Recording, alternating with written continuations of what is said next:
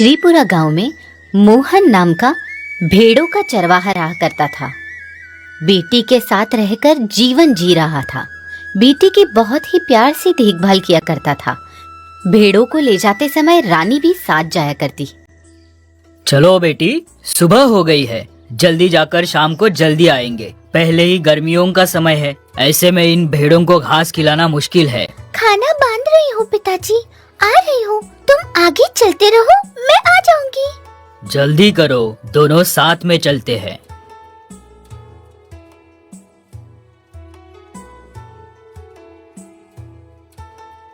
इस भेड़ से तुम्हें इतना क्यों प्यार है? जब से वो पैदा हुआ है तुम कंधे पे रखकर उसे घुमाती रहती हो। इसे भेड़ मत कहो पिताजी, इसका नाम रामू है। इसे रामू कहकर ही बुलाओ, ये मुझे बहुत पसंद है। इतना प्यार मत करो, ये कभी हमारे साथ नहीं रहेंगे। तुम किसी भी भेड़ को बेच दो, मुझे तकलीफ नहीं होगी, लेकिन मेरे रामू को किसी को नहीं बेचना। इसे हमेशा मेरे साथ ही रहना होगा, मैं इसे नहीं छोड़ पाऊंगी। उस तरह दोनों के कुछ दूर जाने के बाद इन्हें यहाँ छोड़कर हम इस पेड़ के नीचे बैठते हैं। भेड़ इधर उधर गई तो तुम्हारा रामू इन्हें ले आएगा, तुम चिंता मत करो। हाँ पिताजी, जब तक रामू है ये किधर नहीं जाएगी। ये कहीं गई तो भी रामू इन्हें ले आएगा, आप चिंता मत कीजिए। बेटी, भूख नहीं लग रही है? खाना निकालो, दोनों खाएंगे। मैं थोड़ी देर रुककर खाऊंगी पिताजी, मुझे भूख नहीं है, तुम खा लो। तुम्हारे खाए बगैर मैं कभी खाता हूँ क्या? दोनों थोड़ी देर रुक कर खाते हैं, उन्हें देखते रहो। तुम्हें कितनी बार कहा है पिताजी, मैं छोटी बच्ची नहीं हूँ, मुझे कब भूख लगती है मुझे नहीं पता। ठीक है, दोनों साथ में खाते हैं। उस तरह वो दोनों खाना खाकर बैठे हुए रहते हैं। उस समय गिरिराज वहाँ आता है। क्या मोहन, आज के दिन दोनों यहाँ आए हो? अच्छी जगह मिली है, सुकून से छाव में बैठे हो। हाँ हाँ गिरी, गर्मियों का समय है ना, घास मिलने में कष्ट हो रहा था, इसलिए इन्हें यहाँ ले आया। लड़की को भी तुम्हारे साथ लाए बगैर घर पर ही छोड़ सकते हो ना, इतनी धूप में लाने की क्या जरूरत है? मैं कहूँगा तो सुनती है क्या? घर पर ही रुको कहता हूँ तो मुझे ही मना करती है। इन भेड़ों के साथ आऊंगी कहती है, मुझे बताने की जरूरत नहीं ऐसा कहती है। क्या बेटी, तुम घर पर छाव में रह सकती हो ना? पिताजी की सेहत अच्छी नहीं है मामा, ये भेड़ जहाँ मर्जी वहाँ जाते रहते हैं, इसके पीछे पिताजी भाग नहीं सकते। मैं रहूंगी तो उन्हें एक राह पर ला सकती हूँ, वैसे भी घर पर रहकर क्या करूँगी। तुम्हारे जैसी बेटी हो ना, ये मेरे जीजा का भाग्य है। ठीक है, मैं जाता हूँ। तभी गिरिराज वहाँ से चला जाता है। कुछ समय बाद बेटी, शाम हो रही है, अब इन्हें लेकर जाते हैं। ठीक है पिताजी, रोकिए, अभी उन्हें बुलाती हूँ। रामू रामू। ये क्या सीटी बजा रही हो? ऐसे सीटी बजाते किसी ने देख लिया तो लोग क्या सोचेंगे? हाँ, वो रामू मेरी सीटी को सुनता है तो मैं कहीं भी हूँ तो वो मेरे पास आ जाता है। वो अकेले ही नहीं आता, बाकी की भेड़ों को भी लेकर आता है। वैसे लड़कियाँ सीटी नहीं बजा सकती क्या? तुम्हें कोई कुछ नहीं कहेगा, सभी मुझे ही कहेंगे। ये कैसे संस्कार है? कोई भी कुछ भी सोचे, मुझे परवाह नहीं, मैं जैसी हूँ वैसे ही रहूंगी। उनके लिए मैं बदल नहीं सकती। ठीक है, सभी आ गए, अब चलते हैं। उस तरह उन्हें ले जाकर घर पहुँचते हैं। फिर कुछ सालों बाद रानी की शादी की उम्र होती है, लेकिन मोहन की सेहत बिगड़ती है। भेड़ों को चराने के लिए भी नहीं ले जा पाता। पिताजी, तुम चिंता मत करो, दवाई खाकर घर पर ही रहो, मैं जाकर आती हूँ। खाना बनाकर रखा है, दोपहर में समय पर दवाई खा लेना।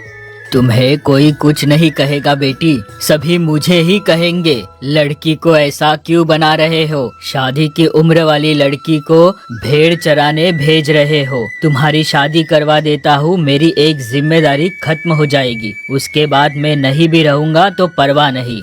उन्हें बेचकर जो बचा है वो खाएंगे तो उसके बाद हमें खाना कौन खिलाएगा? पिताजी, तुम चिंता मत करो, सब कुछ मैं देख लूंगी, लोगों की मुझे परवाह नहीं। ठीक है, तुम्हारे जाते समय गिरिराज मामा कहीं दिखाई दिया तो मैंने घर पर बुलाया है, कहो कुछ बात करनी है।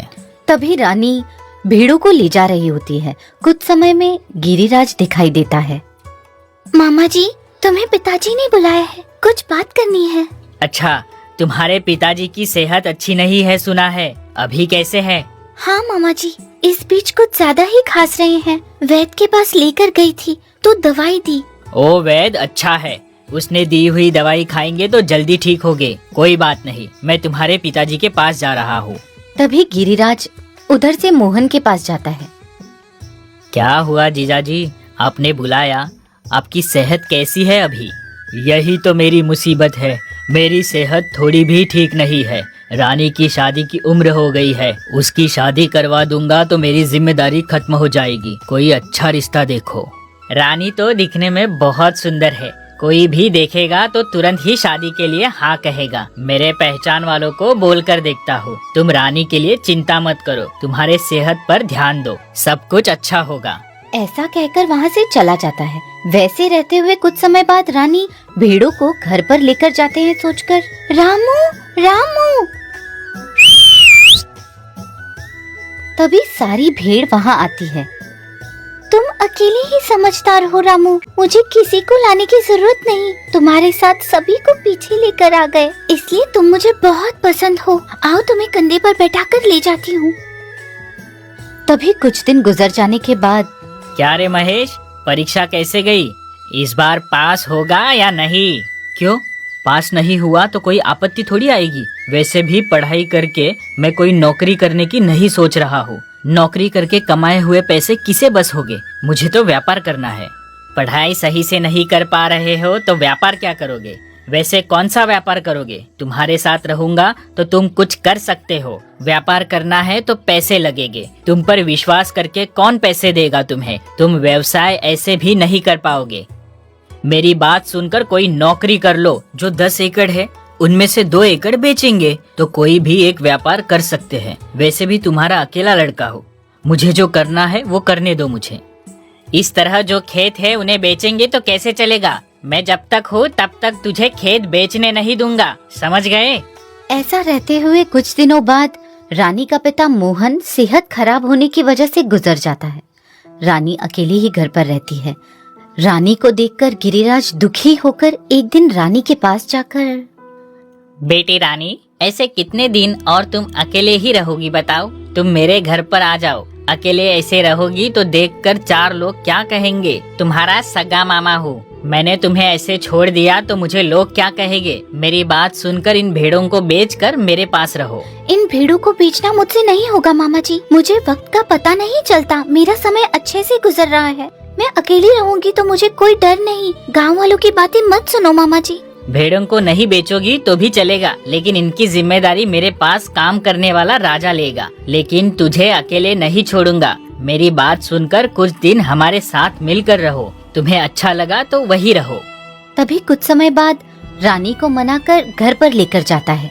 उस दिन शाम को, हे महेश, रानी को देखा क्या? बहुत अच्छी लड़की है, आगे पीछे कोई नहीं है, ऊपर से सुंदर भी है। रानी से तुम्हारी शादी कराने की सोच रहा हूँ। मुझे पसंद है वो।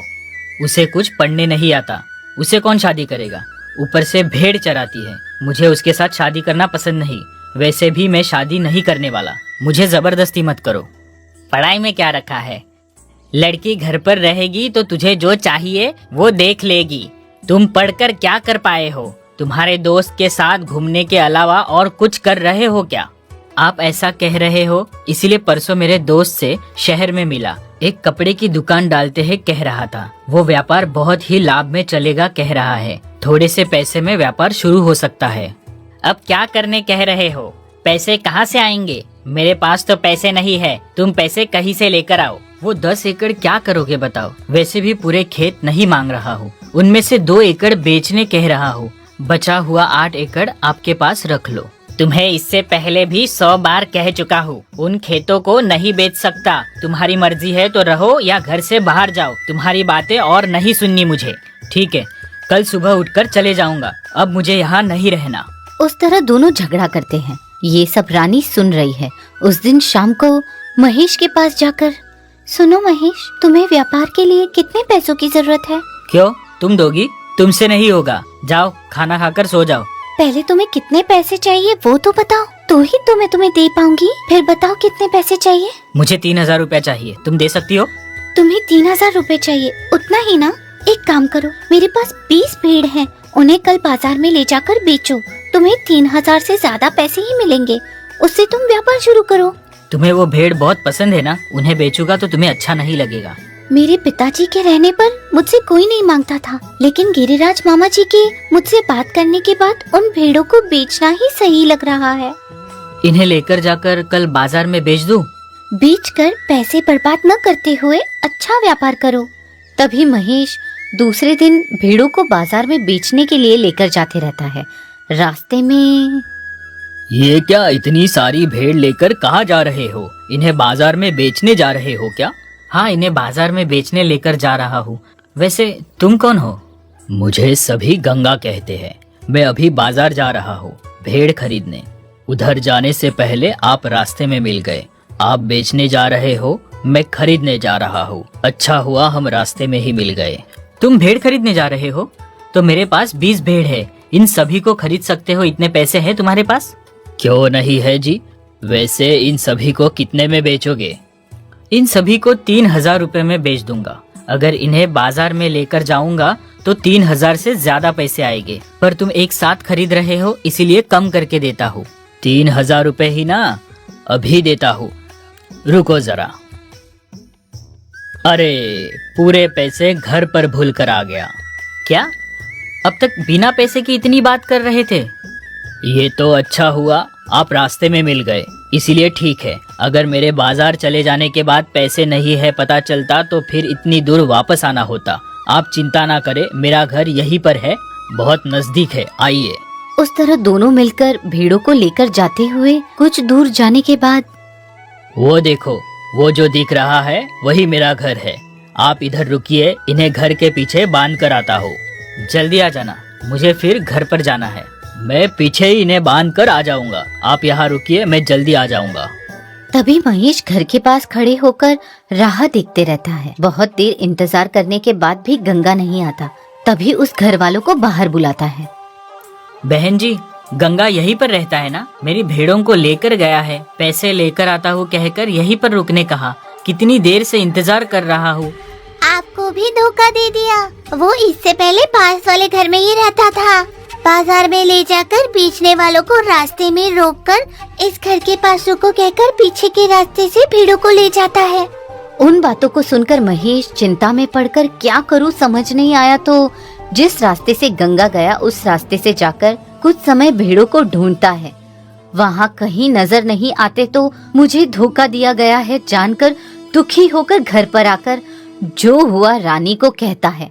फिर गिरिराज उधर आकर बहुत व्यापार करेंगे कह रहे थे। 20 भेड़ों को बाजार में लेकर जाकर बेच नहीं पाया। तुम क्या व्यापार करोगे? बाजार तक जाए बगैर ही अच्छा खरीदार मिला, सोचा वो धोखा देगा किसी। तुम दुखी मत हो महेश, उन्हें वापस कैसे लाना है मुझे अच्छे से पता है। वो किधर रहता है जानकर उधर के गांव के सरपंच से शिकायत करो।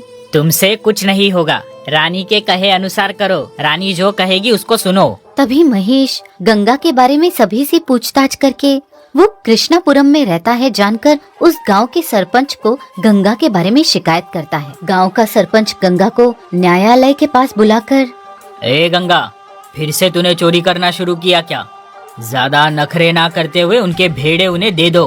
कौन से भेड़े मालिक? मेरे पास जो भेड़े हैं वो मेरे हैं। इन्हें मैंने इससे पहले कभी नहीं देखा, इन्हें पहली बार देख रहा हूँ। मेरे पास ज्यादा भेड़े देखकर उन्हें चुराने के लिए ये लोग जानबूझकर मेरे ऊपर इल्जाम लगा रहे हैं।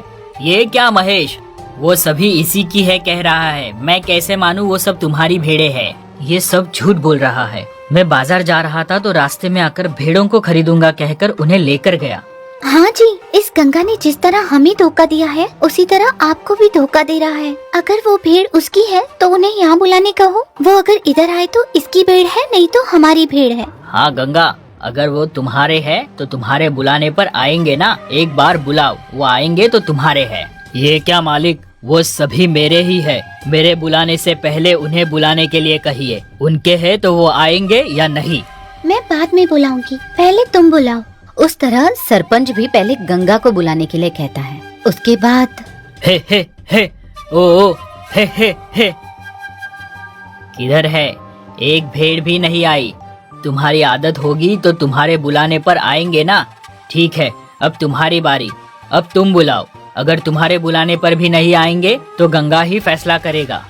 ठीक है सरपंच जी। रामू, रामू।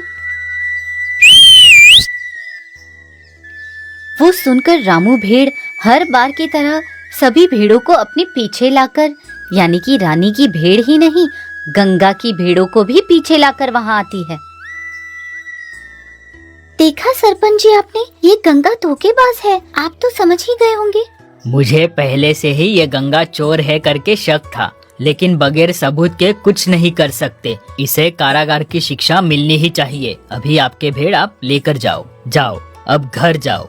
उस तरह 20 भेड़ों के अलावा और 15 भेड़ें उन्हें ज्यादा मिलती हैं। उसमें से रामू भेड़ को रानी अपने पास रखकर बाकी भेड़ों को बाजार में बेचकर वो आए हुए पैसे महेश को देती है। ये लड़की कितनी अच्छी है ये समझ जाओ। तभी महेश रानी से शादी करता है। देखने वाले लोगों से एक छोटी विनती है, यह कहानी आपको पसंद आई तो लाइक कीजिए, शेयर कीजिए, सब्सक्राइब कीजिए।